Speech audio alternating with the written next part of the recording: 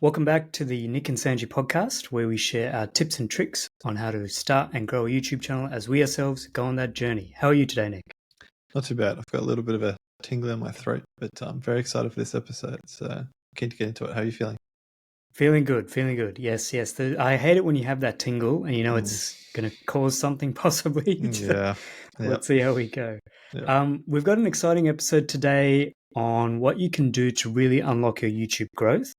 And this is something that I guess, we've both utilized and it's really helped us in terms of growing. And it's probably not growing in terms of directly in terms of, it's just some fancy way of getting lots more subscribers. It's more around how you can unlock and help support the growth of your channel, doing some practical things. So going to be a pretty exciting thing. And we're going to cover off some of the history around how we've both approached this. We'll talk a bit about what we've specifically done and some tips and tricks on how to get it started for yourselves, and then also how to manage it long term. Yeah, so I'm super excited to talk about this topic, which is outsourcing. So like getting people to do tasks for you in terms of your workflow. So whether it's editing or creating thumbnails or script writing, even that type of thing. But for me, I definitely don't have as much experience as you do, Sanjee, when it comes to outsourcing. For me, I've just started like 2 weeks ago. I just finally started properly outsourcing my editing. But I know you've been outsourcing for like 2 years now, something like that, quite a while. So I guess my first question was just what's been the biggest benefits you found for outsourcing your work? Yeah, so definitely biggest benefits was or have been the saving of time. In terms of, I identified at various points like the biggest bottleneck in my YouTube creation process. Because after you've done a few videos, you have a good feel for the amount of time you spend in each step. And you can also approach it from like a very logical process improvement way. But I could see the biggest chunk of time that I spent outside of procrastination was the actual editing of the video. Oh. And if you asked me, what's stopping you from making more videos more consistently, it was the editing. What's stopping you from, what's causing you to procrastinate on your YouTube channel? It was the editing. So I quickly identified, okay, this is the issue. And I estimated it took me about 10 to 15 hours per video to edit, which I'm curious, how does that sit against how long it takes you nowadays, Nick, to edit like a 10-minute video? I'd say probably about the same, honestly, because it's usually a day and a half of work to properly put the video together once I've filmed it. So yeah, pretty similar. Yeah, so I realized that was a big one. The other thing that I find with editing is, and it can be different with different editors, there's two things. So the second thing is usually your editor will do a first cut, and I find someone else doing the first cut is usually good because they'll just get rid of anything that they themselves think doesn't make any sense. Interesting. And it's kind of good in that you've got a random person looking at your videos saying, yeah, that doesn't make any sense. I don't think that should be included. It's more objective. Whereas when you make your own videos and you do your own editing, you think everything's relevant. Interesting. So how long did it take you to get an editor? Because you said you realized pretty quickly that editing was a big bottleneck. So like, did you edit for the first year, 6 months? Like how long? Oh yeah, I started, my first video was in 2018. Actually, it was first in 2018, and then I probably did about 6 or 7 videos. This was back in the cooking days. I edited them all myself. 2019, I didn't make any videos. 2020, I started making more videos, but I edited all of them. So, and then in 2021, once I got monetized, then I started hiring an editor. So that means effectively I would have done about 18 months, say, of YouTube before I hired an editor. I don't know how many videos that would have meant. But 18 months of YouTube for I hired an editor. I think the key thing for me was when it crossed over to being monetized. Right. And I realized, okay, this is actually making some money. And I don't think the monetization was enough to cover the cost of the editor, but I realized, we could potentially do that. Interesting. Because for me, I've been making YouTube videos for 4 years now, I think, and it's only just now that I'm starting to probably outsource. And Mm-hmm. so it's interesting that you sort of thought of it pretty early on and took action and did it. Whereas for me, I think there was a few things stopping me. Like I think I was worried that an editor would change my style. Like I've probably been too attached to my own style. But I think I'm realizing that my style isn't that unique. It's especially when it comes to cutting up a video. It's pretty generic. I think that was a big barrier. And then also I don't know, like I think I didn't want to spend the money as well, I think has been a big thing for me. But yeah, it seems like for you, it just made sense for you to, and you saw the reinvestment as a net positive for the business, I guess. Yeah, it's well, this is interesting, Nick, because I know you've run businesses before. So I know you probably at various points think along these lines. But I think the way it was described to me was Sanjee, put a value on your time. So whether it's $100 an hour, $50 an hour, now multiply that by how much time you're spending on editing. Yep. That's effectively your budget to figure out, is it worth, would I pay someone $1,000 to do this? So say, if you value yourself at $100,000 to do this, no, I wouldn't pay someone $1,000 to do this. Well, that's what you're spending effectively. So interesting. if you can find someone who costs less than $1,000 to edit a video, that's a time saving for you and a good investment for you. We don't. We as in, I think humans in general don't really value our time well. So as soon as you have to pay $20, $30 to do something that you could do, the comparison is, who could I do this, and therefore is it a good idea or not a good idea? This is actually a good idea for a video for my own channel, I just realized. You should write down. Because I think that's the thing. Whereas sorry, you go. Yeah, I was just going to say, I'll finish this thought. So whereas, most people, what you should be thinking is, can I hire someone who can do this as well as I could for effectively less money, if you consider the time? And also, will they do a better job of it? And will that then free me up to do more useful things? Interesting. And I think that's the big unlock for me, even just the last 2 weeks. I've realized, oh man, like I can output more. Because now that I've freed up so much time in terms of editing, I've got more time to script, I've got more time to research and then plan new videos. And so I'm planning to go to 2 videos a week with the help of an editor, whereas I've only been capable on my own of doing 1 video a week. And so theoretically, I should be able to double my growth if I can do 2 videos a week. So that's like huge to me. I'm like, oh my gosh, why didn't I do this earlier? But so the next thing I was going to ask you was just about the process of how you went about hiring an editor. Like, where did you start? How did you know where to look? That type of thing. Yeah, so I was part of this mini accountability group that I joined, I think, through the Ali Abdal PTYA group, and it's the part-time YouTuber Academy. If anyone doesn't know or has, I think we've talked about it a few times, so hopefully you're aware of it. I'm not sure if he actually still runs it, but it was the first cohort. I joined in the early days of that program, and I met a few people. And in this accountability group, and this might be a little short segment into accountability groups, but I think they are definitely worth being a part of if you can. But in that accountability group, that group was, you sort of set out at the start of a week to say, all right, what am I going to try and achieve over the next few weeks? And we would all say various things. And I found every subsequent week when we'd get together and the guys would say, what happened? How'd you go? I would always come with the excuse of, I didn't get around to editing it, whatnot. And accountability groups are really good at pushing you and just saying, what's the underlying thing? And it came down to basically, I don't like editing. So they said, okay, well, can you outsource it? And I was like, I don't know, I'm not. And then anyway, they kind of pushed me on that. They said, it's not too hard to find an editor. You can find them through Fiverr or any of these remote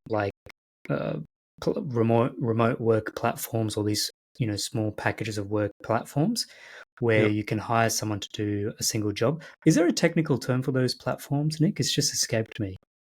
I don't know, like freelance sites? I don't know. Freelance, yes. That's it. Yep.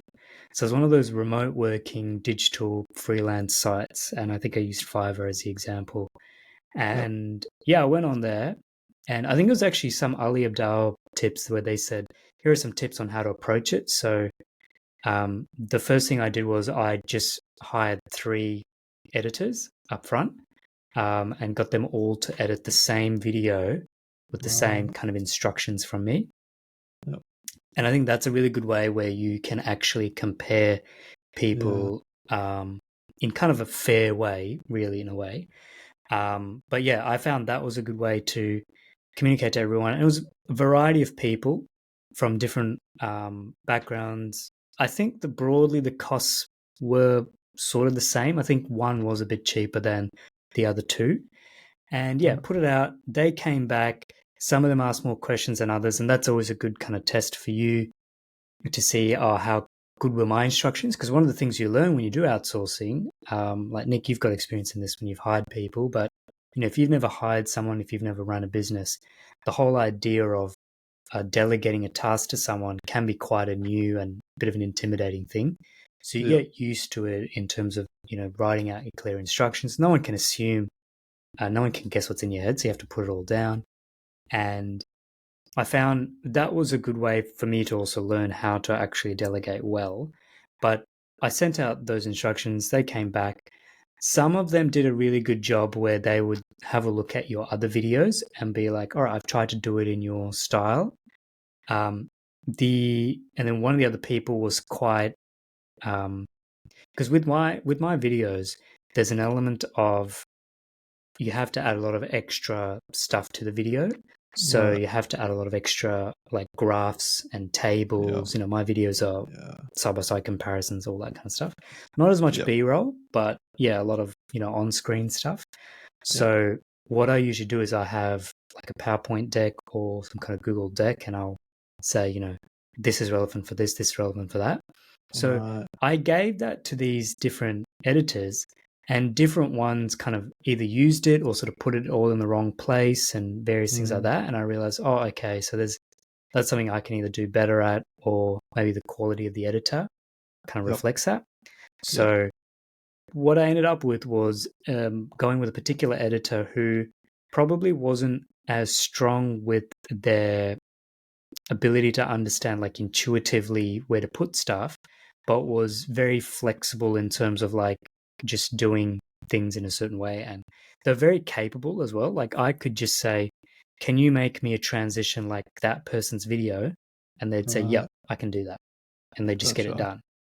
Gotcha. Um, so yeah, so who I ended up going with was someone who's probably a bit lower on the cost scale, but is it's kind of reflected in that I, as the content creator, have to get a little bit more involved with him. Yep. Yep. Um, but I'm okay with that.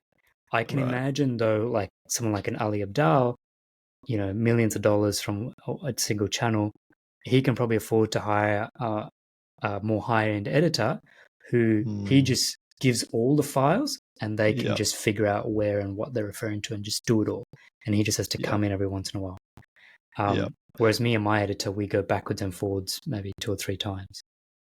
And I think for me that was also one of the barriers in my head from not hiring an editor, because like the level I've tried to get my videos to in terms of quality and transitions and effects and stuff is, I'd say it's on the medium to higher end. And so it's like to get an editor that could do all those things to the standard that I want is relatively expensive. And also, again, it's like I think I felt nervous about giving that level of responsibility for my videos over to someone else that haven't worked with before. So it's like money and then experience. But I think the thing I think that really helped me was finally realizing, I don't know why I hadn't realized this earlier, that I can just give out single tasks or individual tasks that are part of the Yep. process to get in there. So for me, because I have outsourced thumbnail creation on Fiverr before, and that was good. Like, it was a good experience, but I didn't stick with it. But this time I tried Upwork because I had someone I knew recommended Upwork, and the thing I liked about Upwork was that I could create my own job description and then just Mm. post that. So I said, this is what I want. I just want someone to be able to cut up the base of a YouTube video. That's pretty much it. Just take out the bad parts for me so that I've got a base to work with. And that's kind of all I started with. And I think it helps, just push past that barrier. And then I realized, oh, okay, I got some people to do it for me, similar to you, and then they did a good job. And so I thought, okay, what's the next thing that I can give them to outsource more work? So the next thing I've started doing now, which I've done with 2 videos so far, just sent them my 3rd video, is to just add the B-roll into the right sections, because that often takes me 2 or 3 hours as well. So that whole process probably takes me maybe 5 hours cutting up the base and then adding B-roll. So it's like a solid half a day, a bit over half a day of work. Yeah. But then the great thing for me, I'm still struggling with, like, I guess partly being able to pay for it and then also still wanting to do my own thing with it, is that then they send me back just the XML file, like the project files, and then I import it back into Final Cut for myself, and then I'll finish it off. So I'll add in the music, I'll add in the transitions, the style that I want, and then any like zooms and effects and stuff. So it's like I kind of put my finishing touches on the core edit that they create. So that's been really, really like helpful for me. So hopefully I'll get to the point where I can hand over the entire edit. But I think for me, it's been a good way to ease into it, if that makes sense. Yeah.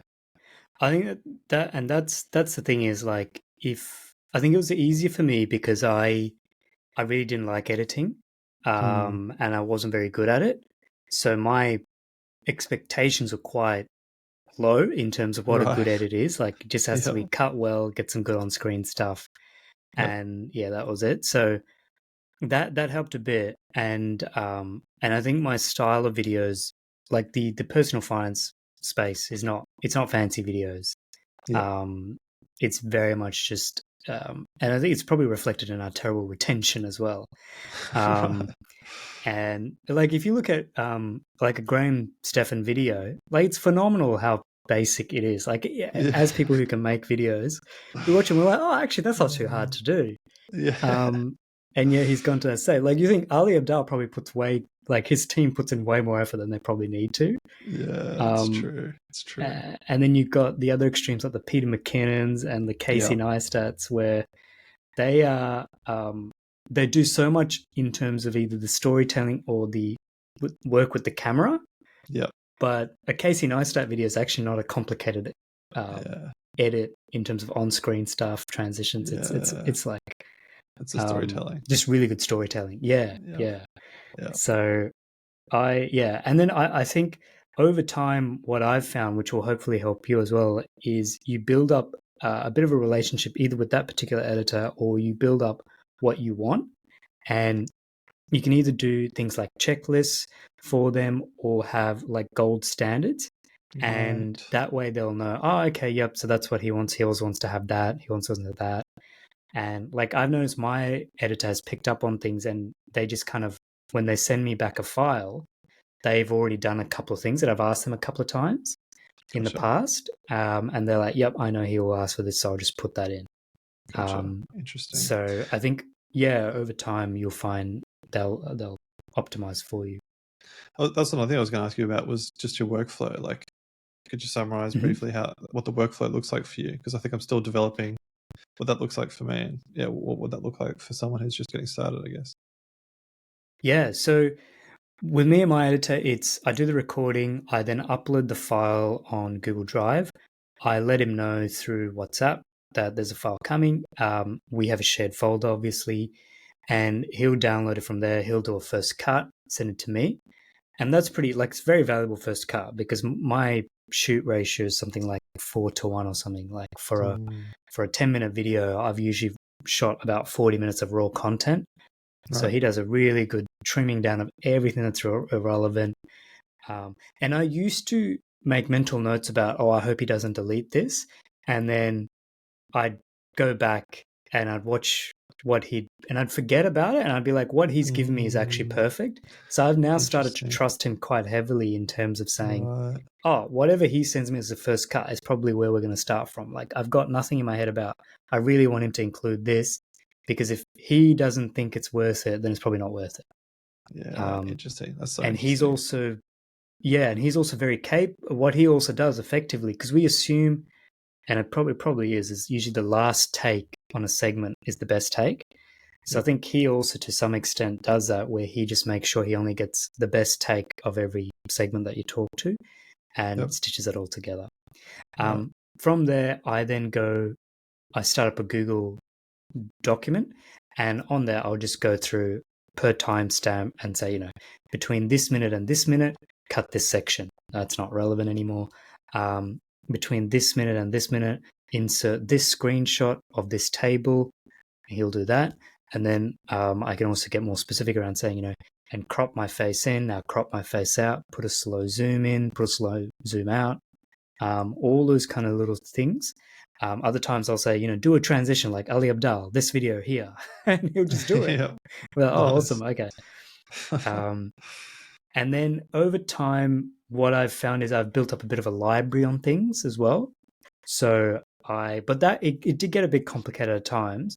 But I would say, do transition style 6. And then he'll have a different document where he can go into and he can have a look at, oh yeah, that's that design. So I'll use that. Or I'll say, use this dynamic background.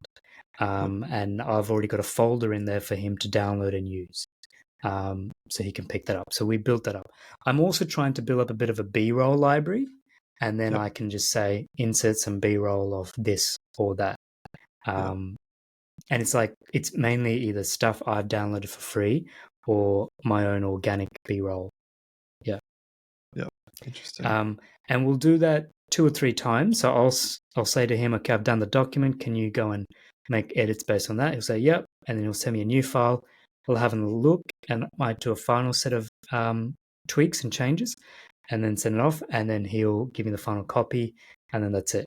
And then it's an Upwork program as well. So, he sends me the contract. I say it's been fulfilled and then it all gets done. So yeah, it's pretty, it's worked.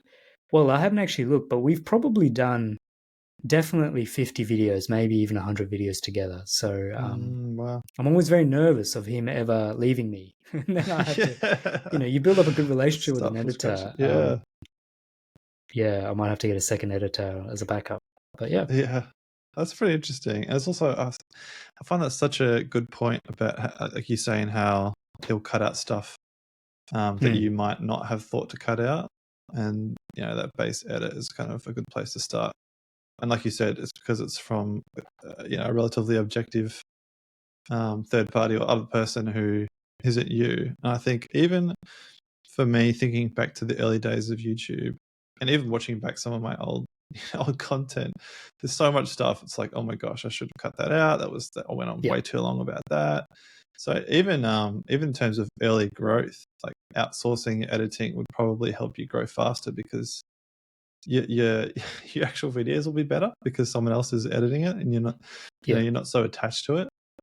So I think that's a huge point that I'm definitely going to remember. I wish I thought of that ages ago. Yeah, it's a balancing act though, Nick. I think the key learning we've probably had, I think Casey Neistat has sometimes said, the story is made in the edit or the video is made in the edit. And I think that's because he's got such good experience around storytelling that he can kind of go away, record a whole bunch of content and then cut it really down to the perfect story. And he probably can do that in 1 or 2 cuts.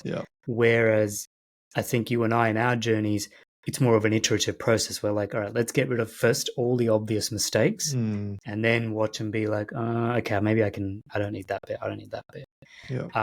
But I think from doing the way we've done it, it helps because you become better at realizing the value of a good, you realize the value of storytelling and preparing in advance so that you build a good script that can then do the recording.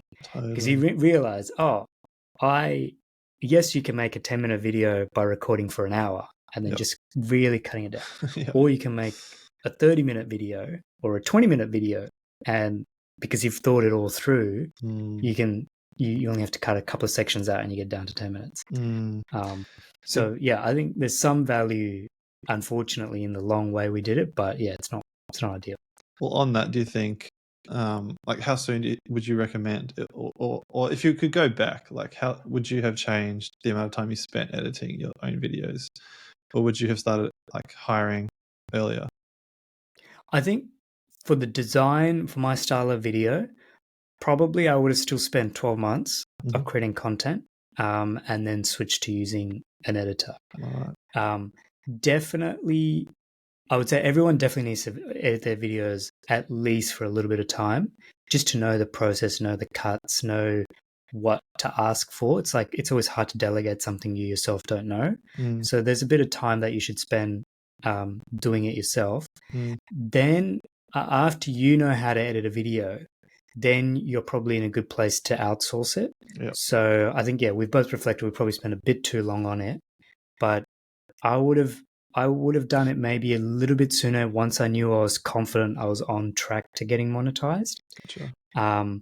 But the realistic thing that stopped me was I just wanted to see money from the channel first, Yeah. and then I would be willing to spend, which is odd because I was probably spending more money in terms of my labor and software services. That it's kind of a hidden cost because you don't really notice that stuff. Totally. Yeah. And I think that's been one of the biggest barriers for me, like I've already said. And I think in my head I had the idea of, once I earned, a really big amount, then I could Yep. afford to outsource. But I think it's kind of the opposite. It's like you can't afford not to outsource in some ways. Like, you kind of need to at some point. And I think, like I think I've said it previously. I kind of wish I'd really started properly outsourcing when I was still working full time in my old job. When my channel was monetized and I was making decent money, like just basically as a second income. So if I'd outsourced back then, I think I would have been in a much better position when I first started going full time. But hindsight. But Yeah. There is something on this though, Nick, and it's something I've been thinking a bit about. Is around like sometimes I know I did this a bit when I was doing the editing, is sometimes we like to do things that we know are like it makes us feel productive if we do certain things, which we could be outsourcing, but we kind of want to hang on to it because it makes us feel like we're being productive in that time, but it's probably not the best use of our time. That's such a good And point. that's something I've been always, trying to think about is this the best use of my time? Am I the best person to do it? And am I just doing this thing because I like to feel like I'm productive, but I could easily hand it off? So that's something I've been thinking a bit about. Definitely editing was good in the sense that I felt productive because I was doing it, but it wasn't the best use of my time. Yeah, because me versus someone else doing it, there wasn't a big difference. So yeah. And I think I've heard it said something like, is what you're doing actually moving the needle of growth for your business, or the bottom line revenue, I guess, versus other tasks that probably won't move the needle but still need to be done, or I don't know. Yeah, that sort of concept. So really interesting.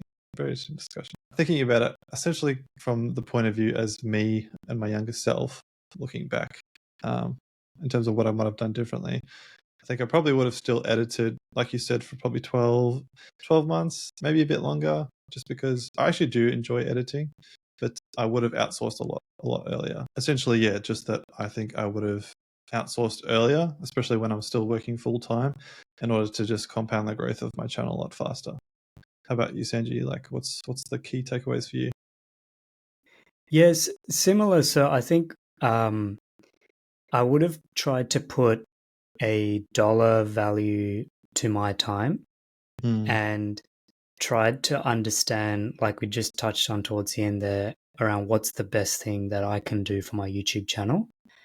I do think there's value in you as the content creator. You should have experience in doing all the different jobs, but then after a while, you should be able to segment and say, okay, there's a script portion, there's a recording portion, there's an editing portion, there's a post portion, there's a thumbnail portion, and really understand all those different segments and then think, which do I like doing the most and which do I think will move the needle the most? And if you can find the intersection of those two, that's probably what you should maybe focus on.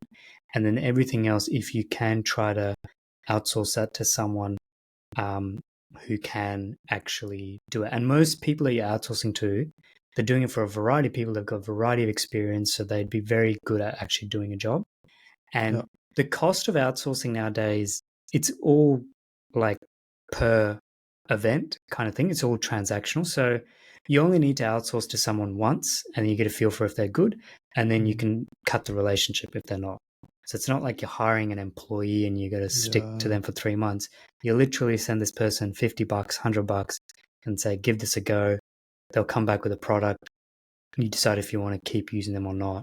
And often they'll have like a different price for you if you want to use them long term Yep. versus if you're just using them as a one off. So I think that's the thing. Now I know we're both probably talking about this from the point of view of, we're both monetized and we're earning not amazing money, but reasonable money from these channels. So we probably have to go back to that mindset of early days. But I would say if you're in those early days, try and at least have some kind of marker point in the ground that you think is reasonable, where you think at this point I should be happy to invest money Yep. into editing or hiring someone. And I think from both of our experiences, the most important thing that you can outsource sounds to be the editor. You probably don't need to worry as much about thumbnail. Thumbnail's probably the next best one after that. Yep.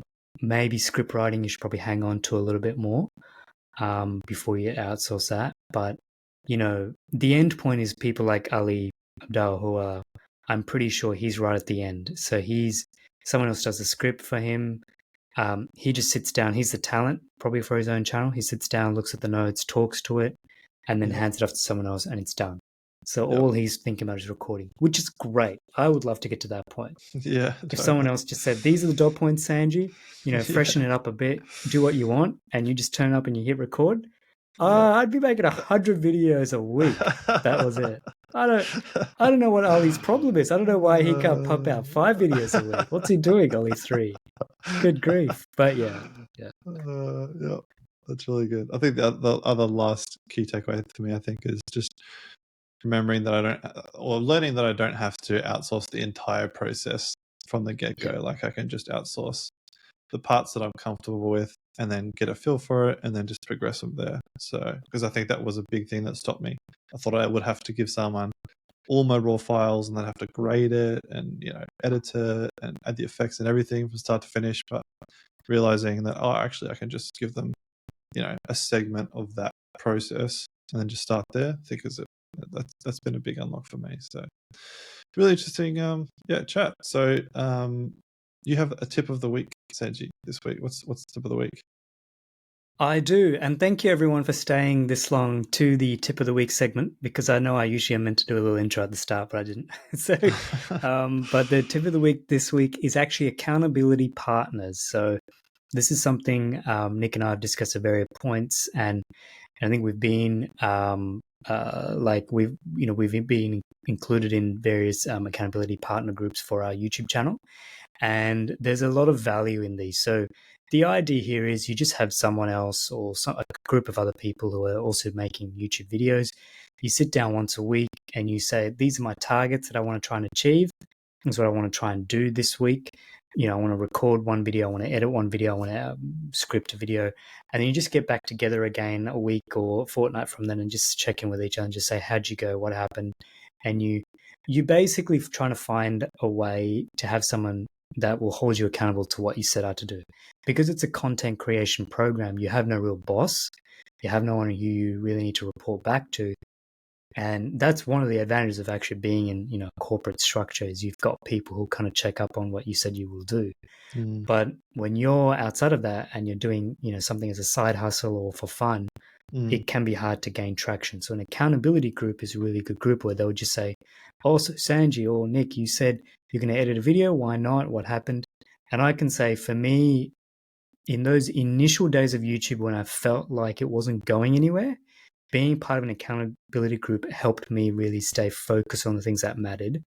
Yep. And because I stayed on it, it probably helped me get to being monetized and then continue to grow the group. And at various times, I think, Nick, you and I have talked about how we should probably restart an accountability group, or how it's definitely helped us. But I'd encourage you, if you can find an accountability group, if you you know, because I can tell you now, I know your friends don't care the fact that you make a YouTube channel or you make YouTube Yeah. videos. No one really cares. You don't have anyone to chat to.